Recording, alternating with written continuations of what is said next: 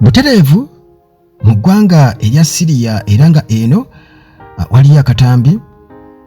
akalaga obusungu bw'abantu nga batukakasa nti cousin owa Assad abadde president wa Syria nga ano cousin we ayitibwa Suleiman Hilal Assad al-Assad nti yattiddwa publicly era nga batuze mutugenga katambi manenke sola kubeera nga nkuwa wano olw'okuba nti ate emboozi yaffe bayinza ogisazaamu ne bagiwanulayo kubanga embeera efaanaganako bweti muganda wange tewoomesa nakabululu okusinziira ku kulaba oba amaaso okubeera nga galaba naye munnange kigambibwa okuba nti ate amawulire gano ga bulimba kigambibwa okuba nti amawulire no ga bulimba era oluvannyuma lwa Bashar al-Assad regimu ye okubeera nti nno bwetu yavuunikiddwa mu ggwanga erya Syria kakati akatambe bwe katyo katandise okubeera nga katambula ku mutimbagano wonna nga kalaga nti waliwo omusajja omu eyattiddwa era basoose kubeera nga batutegeeza nti mutabani wa Assad ate ne batutegeeza nti kazini we nga bw'onoogamba nti omwana wa taata w'omuto katugambe naye akatambi kano mu kutambula munnange nga batugamba nti cousin wa Assad ayitibwa Suleiman Hilal al-Assad bamuwanise munnange mu ngeri ey'entiisa ennyo era nga bw'onoogamba nti katugeze bwali ku Constitutional Square we batadde crane abantu ne bakuŋŋaana kati na bano babadde mu square emu mu ggwanga erya Syria gye bayita Latakia Square public square wali mu Syria kakati munnange akatambi kano okusinziira ku mukutu gwa X bakaptionizeeko nga bagamba nti Bashar Assad's cousin Suleiman Hilal Assad was hanged in Latakia's public square. Kati olwo munnange amawulire ne gatandika okubeera nga ganoonyereza obutuufu bw'ensonga eno era nga bano bo batugamba nti omusajja eyatugiddwa nga ensi yonna eraba ayitibwa Amal al-Assad. Amawulire agamu nga bagamba nti ono mutuuze era nti ekitundu gy'abeera bakiyita Daraa Governorate muli mu Syria. Kati ate era still akatambi ako akali ku mukutu ogwa Facebook nga bw'okagendamu ate munnange era kakutwala ku katambi akalala ku account emanyikiddwa nga Haki Hurani eya Facebook era nga eno ate waliyo buvidiyo bubiri bwe bataddeyo Desemba nga 7 nga bulaga omusajja eyattiddwa era nga obutambi buno bwakwatiddwa omusajja oyo nga bamukwatidde mu ange ez'enjawulo nga bafirimingidde mu ange ez'enjawulo era nga munnange bifaanagana n'akatambi akatambula ako kemulabye mwenna kakati munnange mu kwetegereza akawunti eno bwe bati ne bakizuula nti waliyo ate videos endala nga ziraga era okuttibwa kw'omukyala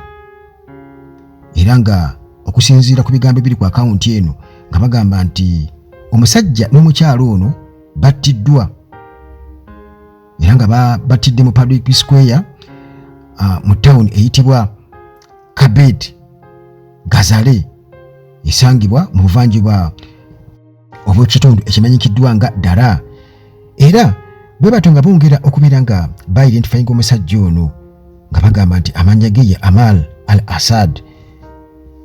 omukyala ye Diana nti bano bonna munnange omusango ogwabasse mu V okuviirako okubeera nga battibwa gwakutta omuvubuka omuto ayitibwa nga amanyikiddwa nga Mohamed Ziad Alhaji Ali. Era account eno munnange mukunyonyola bagamba nti Diana abadde mukyala owa Mohammed Ziyad Alhaji Ali nti bombi abattiddwa. Era munnange mukunoonyereza ne bakakasa mu comparing ebifaananyi n'okusinziira ku surrounding ne bakakasa nti akatambi kano nga date gye bakateekerayo eri December nga 7 byonna nga bikakasa nti munnange ebifaananyi bye bimu era abantu abattibwa be bamu. Era ng'okusinziira ku Facebook account eno batutegeeza nti ababiri bano omwami n'omukyala battiddwa Diana Betiye mukyala w'omugenzi nti bano bwe batyo beekubaana omwami n'omukyala omwami ye Amal al-Assad bwe batyo ne bayingira mu nnyumba. Amal natta Mohammed Zayed Alhaji Ali era nga yamukuba sasi kyasi mu mutwe nga yeebase August 11, 2024. Era bino byonna munnange babizuula olunaku olwaddako era ba suspects ne bakonfesinga ne bakkiriza nti kituufu omusango guno baguzza bwe batyo munnange kooti okuva mu Dara nebeera nga ya issuing death sentence nti balina kufa. Era bwe batyo munnange ne baba executinga mu maaso g'abantu namungi w'omuntu mu kitundu kino ekya Kibet Gazare. Era nga munnange posts ez'enjawulo zakolebwa nga ziriko ebifaananyi bye bimu n'amannya g'aba victims be bamu mu lulimi Oluwarabu. Era post y'emu neesangibwa nga eriko videos bungi nnyo obupostingiddwa ku account endala eyitibwa Haki Haroni. Bwe bati munnange nga bonna bakakasa naye kati ekyo ne kituzaayo eri ku abo ababadde bagamba nti waliwo abagambye nti mutabani wa Assad wuuyo bamutuze, abantu bamukutteko ne bamukolako. Abandi bagamba nti kazini we bamusse, kazini wa Assad ayitibwa Sulaiman Hilal al-Assad. Ebyo byonna munnange si bituufu okusinziira ku mawulire agaveeyo nti abo oba oyo yalabise ekisooka si yeke yattiddwa ne mukyala we ate ng'omusango babadde babavunaana gwa butemu kutta nga bakozesa emmundu omuvubuka munnange gwe baasanga nga yeebase era bo bennyini ne bakonfesinga ne bakkiriza nti omusango baaguzza.